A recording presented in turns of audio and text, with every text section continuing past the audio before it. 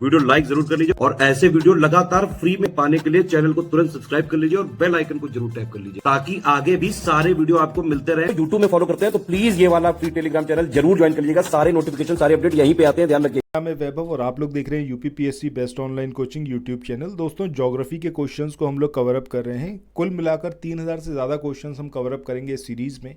सो उसी क्रम में आज का ये वीडियो आप लोगों के लिए काफ़ी इंपॉर्टेंट रहने वाला है। कुछ बहुत ज़्यादा इंपॉर्टेंट क्वेश्चंस यहाँ पर हम लोग डिस्कस करेंगे, ठीक है। और जैसा अब हर एक वीडियो में होता है कि कुछ ना कुछ एंकर पॉइंट्स बनाते हुए चलेंगे। तो आज का जो हमारा पहला क्वेश्चन है, इसमें आपसे पूछा गया है कि शक्तिमान 1 और शक्तिमान 2 ये जो आनुवांशिक परिवर्तित फसलें हैं ये किसकी हैं? कपास की हैं, चावल की, मक्के की या फिर गेहूं की? अब जैसा आप यहाँ पर देख रहे हो कि भैया शक्तिमान लिखा हुआ है।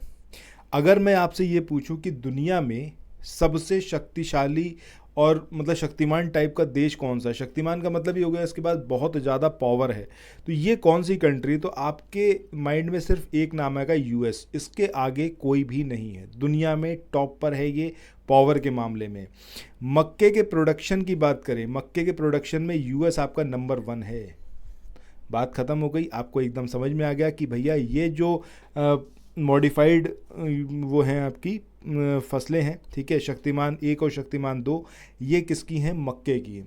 याद कैसे रखेंगे? जैसे ही आप शक्तिमान देख रहे हो आपको समझ में आ जाएगा भैया दुनिया में सबसे शक्तिशाली देश कौन सा है? यूएस है, और यूएस में ही सबसे ज़्यादा प्रोडक्शन होता है मक्के का। इस तरीके से ये आप यहाँ पर याद रख सकते हो। आगे मूव ऑन करते हैं नेक्स्ट क्वेश्चन पे।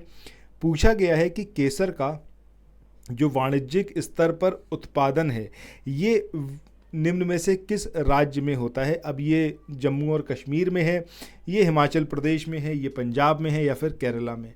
आई होप कि इसके लिए किसी भी ट्रिक की ज़रूरत नहीं है। जैसे ही आप केसर का नाम सुनोगे आपको जम्मू और कश्मीर का नाम तुरंत अपने माइंड में आएगा। इसमें कोई भी इशू नहीं होगा, ठीक है। नेक्स्ट क्वेश्चन के बारे में देखते हैं।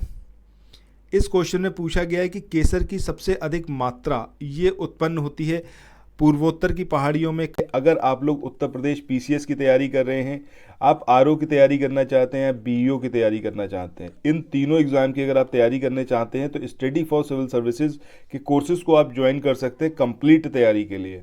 ये वन स्टॉप डेस्टिनेशन है। यहाँ पर आपको सब कुछ मिलेगा, जिसमें स्टडी मटेरियल रहेगा, टेस्ट सीरीज रहेंगी, पेड क्विज रहेंगी, सब कुछ आपको एक ही जगह पर मिलेगा।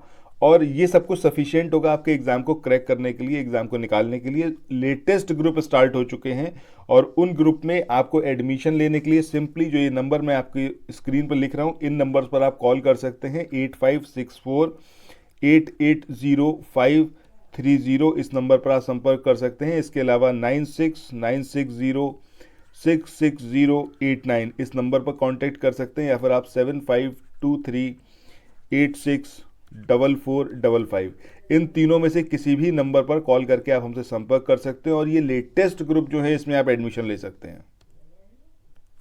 कश्मीर में, केरल में या फिर गोवा में? तो सही आंसर हमारा क्या होगा? ऑप्शन बी, यानी कि कश्मीर में।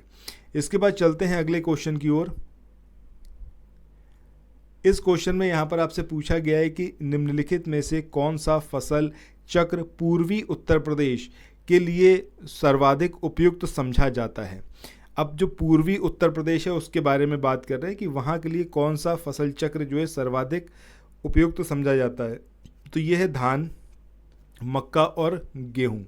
ऑप्शन ए यहाँ पर हमारा सही आएगा। इसके बाद चलते हैं अगले क्वेश्चन पे। यहाँ पर पूछा गया है कि आम की जो बीज रहित प्रजाति है ये कौन सी है? ये आपको बताना है कि धान उसकी जो आपका आम है उसकी बीज रहित प्रजाति, क्या ये रत्ना है, बॉम्बे ग्रीन है, कृष्णा भोग है या फिर ये सिंधु है? तो सही आंसर हमारा क्या होगा? यहाँ पर सही आंसर होगा ऑप्शन डी, यानी कि जो ये सिंधु है इसमें बीज नहीं होता है और ये आम की एक प्रजाति है। इसके बाद मूव ऑन करते हैं नेक्स्ट क्वेश्चन पे। इस क्वेश्चन में आपसे पूछा गया है कि निम्न में से कौन सी आम की किस्म दशहरी एवं नीलम के क्रॉस से विकसित की गई है? क्या ये अल्फांसो है, ये आम्रपाली है, चौसा है या फिर ये मल्लिका है? तो सही आंसर क्या आएगा आपका? आम्रपाली। आम्रपाली जो है ये आपका दशहरी और नीलम, ये दो जो आम की किस्में हैं इनके क्रॉस से इसको विकसित किया गया है, ठीक है। चलो नेक्स्ट क्वेश्चन पे चलते हैं। इस क्वेश्चन में यहाँ पर पूछा गया है कि ललित जिसकी उन्नत किस्म है, अब वो कौन सा है? आम है, अमरूद है, केला है या फिर वो है आपका स्ट्रॉबेरी। तो सही आंसर क्या आएगा? अमरूद। अमरूद की एक उन्नत किस्म है ललित। ठीक है, चलो नेक्स्ट क्वेश्चन पे चलते हैं। इसके बाद अगला क्वेश्चन है, इसमें पूछा गया है कि आम की निम्न प्रजातियों में से कौन नियमित फसल वाली प्रजाति है? अब ये चौसा है, लंगड़ा है, दशहरी एक है या फिर उपर्युक्त में से कोई नहीं। तो सही आंसर क्या आएगा हमारा? ऑप्शन डी, यानी कि इनमें से कोई भी ऐसी प्रजाति नहीं है आम की जो कि नियमित फसल वाली प्रजाति हो। इसके बाद अगले क्वेश्चन की बात करते हैं। यहाँ पर पूछा गया है कि संस्करण हेतु आलू की सबसे अच्छी किस्म ये कौन सी है? ये कुफरी अशोका है, ये कुफरी बादशाह है, ये कुफरी चपसौना 2 है या फिर ये कुफरी सतलज है। तो सही आंसर हमारा क्या आएगा? ऑप्शन सी, यानी कि कुफरी चपसौना 2 ये जो है संस्करण के लिए आलू की सबसे अच्छी किस्म है। इसके बाद नेक्स्ट क्वेश्चन की बात करते हैं। यहाँ पर पूछा गया है कि निम्नलिखित में से कौन सी फसलें अधिकांशतः निर्वाह मूलक कृषि के अंतर्गत पैदा की जाती हैं? अब ये मोटे अनाज और चावल है, कपास तंबाकू है, चाय और कहवा है या फिर ये सब्जियां और फल है।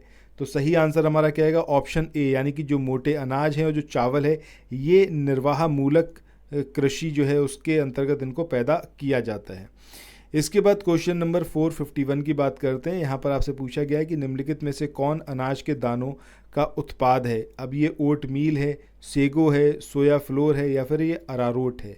तो सही आंसर हमारा क्या आएगा? ऑप्शन ए, यानी कि ओट मील ये जो है अनाज के दानों का उत्पाद है, यानी कि उसी का एक प्रोडक्ट है ये। इसके बाद नेक्स्ट क्वेश्चन की बात करें। पूछा गया है विश्व में दुग्ध उत्पादन के क्षेत्र में भारत का स्थान क्या है? पहला, दूसरा, तीसरा या फिर चौथा। तो आई होप कि आप सबको ये चीज़ बहुत अच्छे से क्लियर होगी कि इस मामले में तो कम से कम इंडिया जो है नंबर 1 पर है।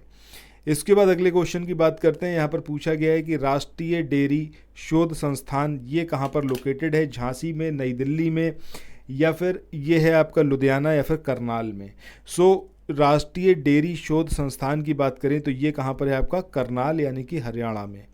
चलिए इसके बाद अगले क्वेश्चन की बात करते हैं। यहाँ पर पूछा गया है कि भारत का सबसे महत्वपूर्ण जो खनिज युक्त रॉक तंत्र है ये कौन सा है? कडप्पा है, ये धारवाड़ है, गोंडवाना तंत्र है या फिर ये विंध्यान है।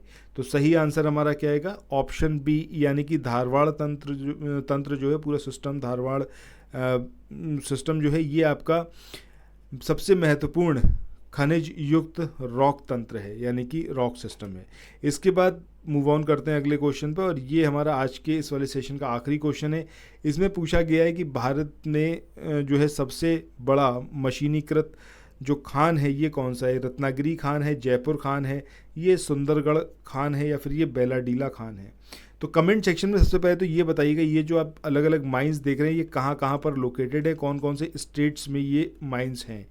ठीक है, अब दूसरी बात ये आती है कि भाई ये सबसे बड़ा मशीनीकृत खान कौन सा है? तो सही आंसर हमारा इसका क्या होगा? ऑप्शन डी, यानी कि बेलाडीला खान ये जो है आपका सबसे बड़ा मशीनीकृत खान है। सो इसी के साथ आज के इस वाले सेशन को यहाँ पर एंड करते हैं, फिर मिलते हैं नेक्स्ट वीडियो में। Till then thank you so much, have a nice day, bye bye. और जो प्लेलिस्ट है उस प्लेलिस्ट में जाकर हर एक वीडियो को ज़रूर देखिएगा। Thank you so much.